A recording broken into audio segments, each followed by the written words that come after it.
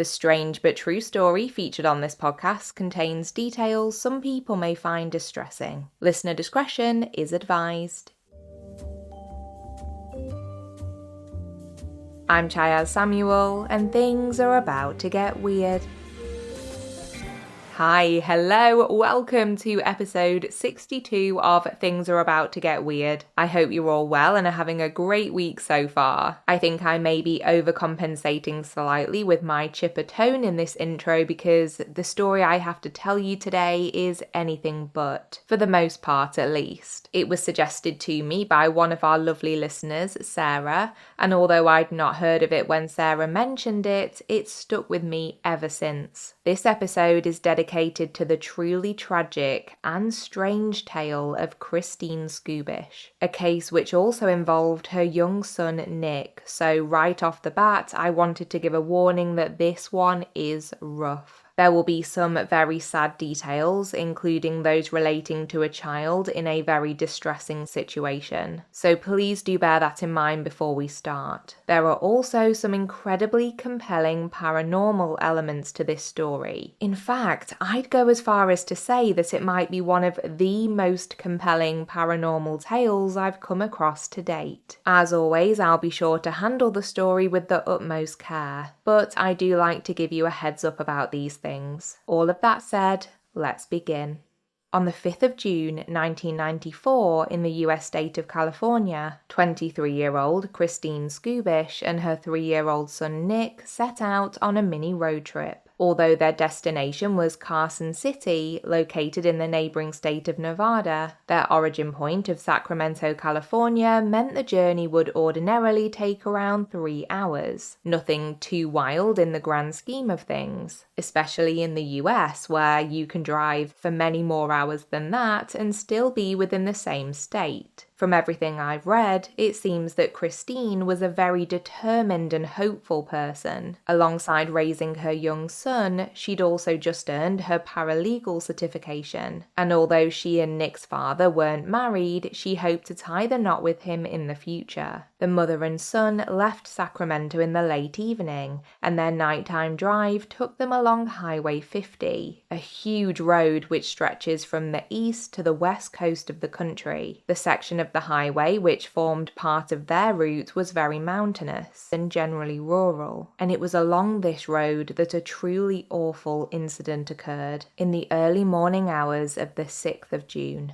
For reasons unknown, though police theorize could have been due to tiredness, Christene suddenly lost control of her car. The vehicle swerved off the highway, plummeting around 40 feet down an embankment, through trees and other obstacles, before crashing to a stop at the bottom. From the road above, it would have been unclear to motorists who passed the spot afterwards that anything had taken place, as the car was completely concealed from view. But within the vehicle itself, a horrific scene had unfolded. The roof had been largely ripped off the car during the accident, and although Christene remained in the driver's seat, devastatingly, it's believed she died almost instantly following the crash. Her body was trapped in the car by part of a tree, and next to her, in the passenger seat, was a conscious and terrified Nick. The poor child wasn't able to comprehend what had just happened. He just knew that he couldn't wake up his mother, and that he couldn't open the door. It's a genuinely heart-shattering situation to even imagine, let alone experience. And to make the nightmare even worse, it's not thought that there had been any food or water in the car. After all, their planned journey hadn't been that major, and it's likely they would have already eaten their evening meals before setting off. A scenario like this had simply been unthinkable. Now, when Christene and Nick failed to turn up in Carson City as expected, their loved ones started to worry. I don't know whether it was due to a lack of communication or because I'm looking at it from a 2024 perspective, where we're all able to keep track of our loved ones at the tap of an app. But by the 8th of June, a couple of days after the incident, Christine's stepfather, Dave Storzenbach, called the police to report that his stepdaughter and step-grandson were missing. In their discussion with the sheriff's department, they expressed that they felt something was very wrong, and the police agreed that it was necessary to open an official investigation into the whereabouts of Christene and Nick. But despite their level of concern growing by the day when it came to the pair's well-being, the initial inquiries went nowhere. It seemed as though the mother and son had disappeared without a trace, and before long, 5 whole days had passed since they had last been seen. It was now the evening of Friday the 10th of June, and it's here that this story takes a bizarre, and some may say miraculous, turn. That night, a woman from South Lake Tahoe named Deborah Hoyt and her husband were driving down the same stretch of Highway 50 that Christene and Nick had travelled along 5 days prior. They were both tired and started singing in an attempt to keep themselves alert during their journey. But as they approached the spot where, unbeknownst to them, the missing pair had tragically veered off course, Deborah spotted something that felt instantly wrong to her. Their car moved closer and closer to what had caught Deborah's eye, and she soon realised what she was looking at. In her own words, quote, "I saw a naked lady lying on the side of the road. Her face was towards me on her side. Her knees were slightly bent, and she had one arm underneath her head and one arm on her head." Deborah actually spoke these words on camera whilst being interviewed for the legendary US television series Unsolved Mysteries, and you can tell from her demeanour that she is very sincere and level-headed. There's a matter-of-factness in how she speaks, and she's incredibly clear about what she witnessed. However, despite this certainty, at the time the couple were more suspicious about why the woman was there. They wondered whether it could be a prank or a way to bait them into stopping their vehicle only to have it hijacked and stolen. But nevertheless, they knew it was something they had to report immediately, and they pulled over at the first phone booth they found to report the sighting to the authorities. It took just minutes for 2 police cruisers to turn up to near where Deborah reported seeing the woman, but when they arrived and started to search the area, they couldn't find anything or anyone. It was difficult to pinpoint the exact spot where she'd seen the figure, and given that they were working by torchlight in the middle of the night, it was perhaps unsurprising that no clues were turned over. The next morning, as word got around about the strange incident, it was suggested that the sighting could be connected to the Christene and Nick Skubish disappearance, and after their family pressed officers investigating the case to take a closer look at this specific section of Highway 50, El Dorado County Deputy Rick Strawser decided he would reassess the scene in the daylight. Now, on the highway, there's an area known as Bullion Bend, which has a reputation as being quite dangerous. And this happened to be very close to where Deborah had reported seeing the naked woman. Deputy Strawser drove out to the location, and whilst the mysterious woman was still nowhere to be found, he did spot something else that intrigued him enough that he pulled over to investigate further. A single child's shoe lay on the side of the highway, described by Strawser as a black tennis shoe, and he noticed that near to the discarded footwear was a steep embankment. From where he stood, his view was obscured,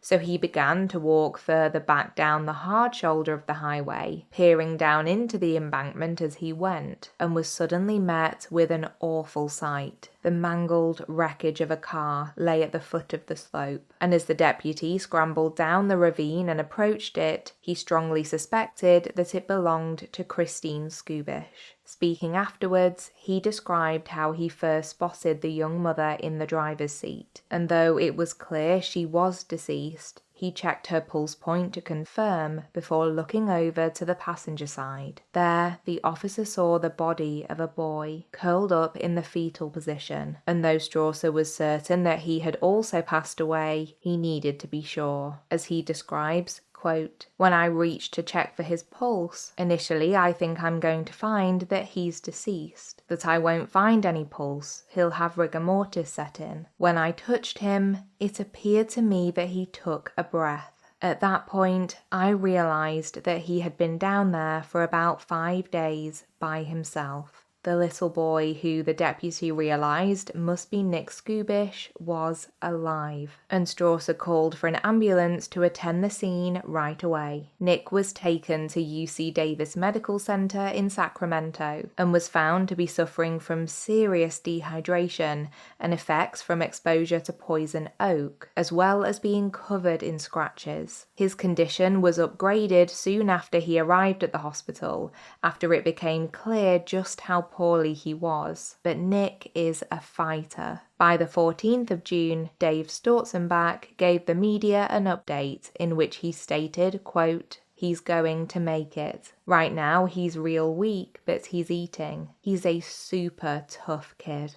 Gosh, this story makes me so emotional, and it's only going to get more emotional from here on out, so do be prepared. In the Unsolved Mysteries episode, Christine's mother speaks out about what she believed those 5 days were like for Nick, saying that she thinks he likely spent a lot of time still talking to his mother, unable to understand that she was gone, and gradually began to drift in and out of consciousness. Deputy Strawser also revealed that the medics who attended the scene told him that had Nick not been found precisely when he was, had it been just an hour or two later, that the story might have had a very different ending. The young boy was so close to not making it, and had Deborah Hoyt not seen the woman on the side of the road the night before and reported it to the police, it's certain that he would not have been found in time. Now, Deputy Strawser has been very clear that there is categorically no way that what Deborah saw could have been Christine's physical body. She had passed away long before the night of the 10th of June, likely on impact at the time of the accident, and she was still belted into the car and fully clothed when it was discovered. Which leads on to our next point. The two theories about the child's shoe are, one, that it was thrown from the car during the crash, or two, that Nick had been able to climb out of the car at one point and make it to the road before losing one of his shoes. Some reports say that Nick was found without his clothing on, and also that he was suffering from hypothermia. In my view, those two things go hand in hand, as we know that some experiencing the condition can sometimes do something called paradoxical undressing, which I think I mentioned in our Dyatlov Pass episode. It's where a person who's suffering from hypothermia feels like they're burning up when they're actually getting very cold. So even if we were to really stretch it and suggest that perhaps it was poor Nick lying at the side of the road that night, I think it would be ridiculous to suggest that Deborah could have mistaken the frame of a 3-year-old child with that of a full-grown woman, especially when she was able to describe the woman in such detail. So what was Deborah's take on what she had witnessed? She has made her stance very clear, saying, "I know I saw a naked woman on the side of the road, and I know it was Christine, or her angel, her spirit, so that it would save Nicky. She stayed around for that." And Deputy Strawser concurred, saying that he believes Christine had some hand in helping to lead the police to find her son just in time. Christine's mother also agreed. The consensus between everyone involved with or linked to this case seems to be that the young mother's spirit did everything possible to save Nick, and that it's the reason he's alive today. And it is so moving to hear them all speak about this. However,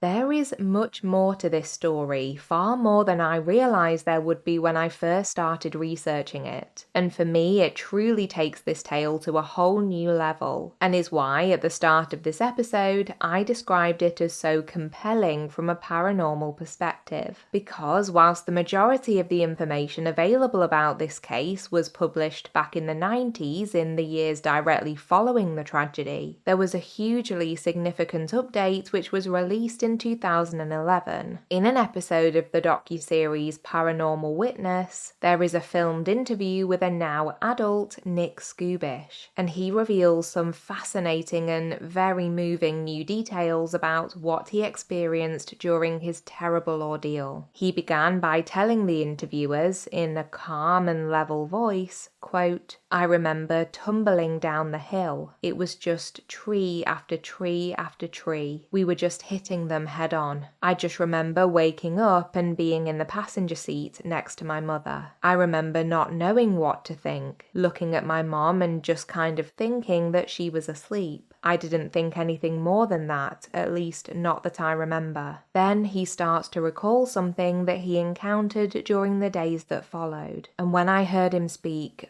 it gave me goosebumps. Nick said, "I remember seeing lights. I just remember that there was something there. There was something right next to the car the entire time, next to my mom. I have a very distinct and vivid picture of it in my head. I mean, it was just a light. It was a big light. And then, through the back window of the car itself, I could also see the same thing next to the road. And it had a silhouette. There was no specific features, but I saw a lighted outline of a body. It was never something that scared me, and I didn't feel afraid when I saw it." Oh my gosh, does anyone else have chills? Every time I hear or read these words from Nick, especially when you think about the wider context of the story and the reason he was found alive, it's just incredible. But that's not all. There was another element to this overall tale that came out in the episode, and it concerns one of Christene's aunts, a lady named Karen. Very shortly after the pair went missing, Karen began to have disturbing dreams where she saw Christene and Nick laying in their car, which was at the bottom of a ditch. Additionally, the number 16 kept popping up throughout the dream, and Karen felt strongly that she was being sent a vision. In the Paranormal Witness episode, we then hear from Christene's stepfather, Dave. He spoke about how a couple of weeks after his stepdaughter and grandson were found, he went to the site of the crash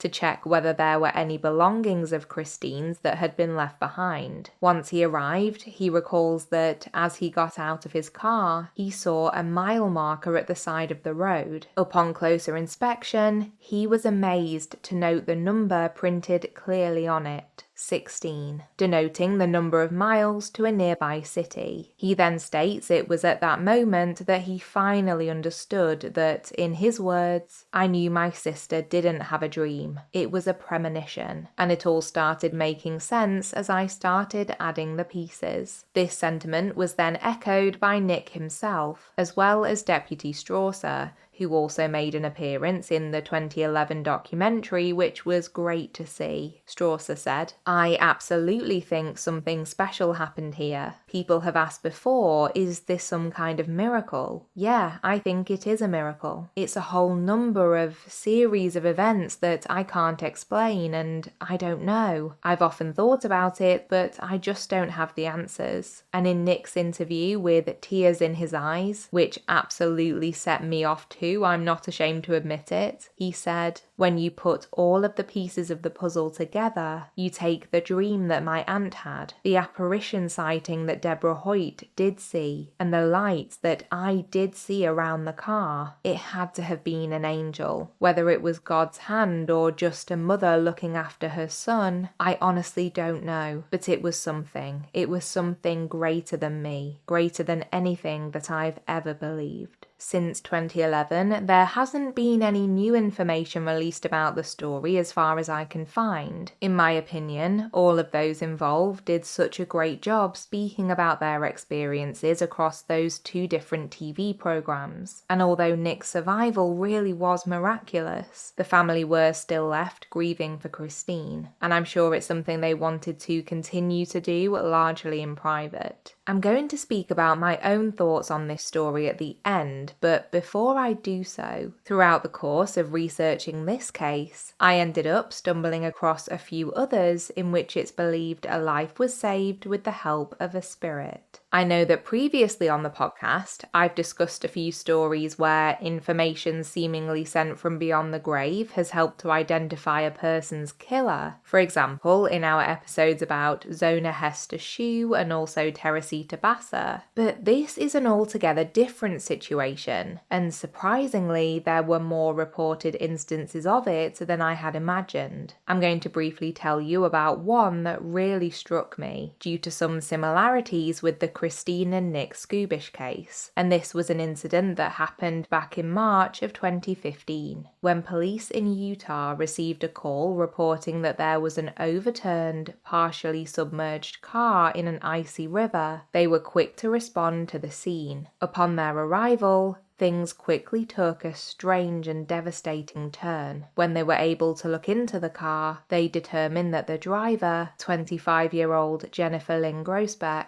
had tragically passed away several hours earlier. But to their astonishment, in the back seat of the vehicle was Jennifer's 18-month-old daughter, Lily, who was unconscious but alive. It was determined that the car had been in the water for around 14 hours, and despite the freezing temperatures, Lily had been positioned just far enough out of the water to have enough oxygen to breathe, even though the car was upside down. Lily had been wearing just a flannel onesie when she was found, with no hat or gloves, and obviously had no food or water for the duration of her ordeal. Yet she was able to be cut from her car seat, rushed into an ambulance, given CPR, and transported to a nearby hospital. However, once more, this wasn't the only baffling part of this story. The police officers who attended the scene all recalled that when they arrived at the river, they distinctly heard a woman's voice begging for their help. Spanish Fork police officer Tyler Beddoes told CBS News, "Someone said, 'Help me,' inside that car." And Officer Jared Warner added, "It wasn't just in our heads. To me, it was as plain as day. I remember hearing a voice that didn't sound like a child, just saying, 'Help me.'" From the information I can find about the story, it seems that the case had a profound effect on the officers, particularly on Tyler Beddoes, who actually wrote a book about how saving baby Lily helped to pull him out of certain struggles he was experiencing in his own life. It seems that Lily suffered no long-term injuries from the crash and that she's doing well to this day. Again, in this situation, I believe that the officers would have known the difference between the voice of an 18-month-old and a grown woman, not to mention the fact poor Lily was unconscious when she was discovered in the car. Once more, it's just so odd. There are not only further details you can read about this case, but also several others which feel similar that you can learn more about too. For example, the 2016 story of Jane Reynolds and her children, which took place closer to home here in the UK. I may actually include this tale in a future Weird Fix episode, so do stay tuned for that. But for now, I wanted to finish off with my own thoughts about the Christene and Nick Skubish story. The first thing to mention ties in with the Jennifer Lynn Grossbeck case too, and that is the corroboration aspect. In the latter story, you had the shared experience of the police officers hearing the woman's voice, though sadly Jennifer had passed away hours before. And in Christene's case, there's not only the lights and silhouettes that Nick remembers seeing, but the entirely independent report from Deborah Hoyt too, not to mention the vision Christene's Aunt Karen had as well. I've said this many times before, but when a story involving the paranormal can be verified or backed up by another person or multiple people, it becomes so much harder to look at it through a skeptical lens. I've sat here and seriously tried to think of any rational explanations as to, say, Deborah's vision at the roadside, and I simply can't think of one. There's no way that she actually saw Nick rather than Christene, as she was adamant it was an adult woman. But say, for argument's sake, that she had been mistaken and had seen something that wasn't really there. What are the chances that the sighting would have occurred in the exact same spot that the car was later found, down the embankment? It's just so bizarre. When you hear Nick talking about his visions too, the sincerity and emotion in his voice is heartbreaking, and I just believe him. As you know, I always try to approach every story I cover objectively, but I'm really struggling to try and see this one from a skeptical perspective. I personally do believe that Christene's spirit helped to save her son, and ultimately, I hope that Nick's own belief in this has helped him to come to terms with what must have been a deeply traumatic event in his early life, and I wish nothing but the best for him and the rest of his family. Whether you see this story as a true example of a paranormal miracle, believe it's a case of a guardian angel, or think it's more likely a series of coincidences with more rational explanations behind them, I do think that something we could all agree on is that Nick's survival was nothing short of extraordinary. Oh, this was, without a doubt, one of the most emotional stories I've covered on the podcast so far, and one I know will stick with me for a very long time to come. What do you make of this case? Are you a believer who is convinced there was something paranormal at play here? Are you a skeptic who thinks there's nothing much to it? Or on the other hand, has this made you question things a little? Have you ever encountered something that seemed like a sign from beyond the grave? Your comments and messages are always fascinating for me to read. I look forward to them so much, and I'll be sure to let you know about the many ways in which you can get in touch at the end of the show.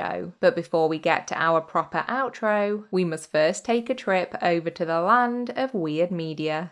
After looking into such a tragic story for this episode, I wanted to feature something wholesome and light-hearted in weird media today. And with the weather getting colder and as we move into autumn, I found myself becoming re-obsessed with a certain TikTok page. It's one I followed for quite some time, but I've been going back and re-watching the content because, to me, it just feels so cozy and comforting. The page in question is Adventures in Ardia, run by a man named Jake, who is best known for being the creator of the series Roll for Sandwich. And if you're wondering why on earth this is being featured in weird media, you'll understand if you're familiar with the videos, but I will do my best to explain. The premise of the series is inspired by the game Dungeons and Dragons, and Jake uses different sets of ornate dice that would ordinarily be used in D&D to decide at random what kind of sandwich he'll make for his lunch that day. For each element, including the bread, main filling, cheese and sauce, he rolls the dice and then has to use the corresponding ingredients from his predetermined list to include in that day's sandwich. As you can imagine, the end results vary from strange but oddly delicious to just plain wrong. But this is absolutely not one of those wasteful food pages where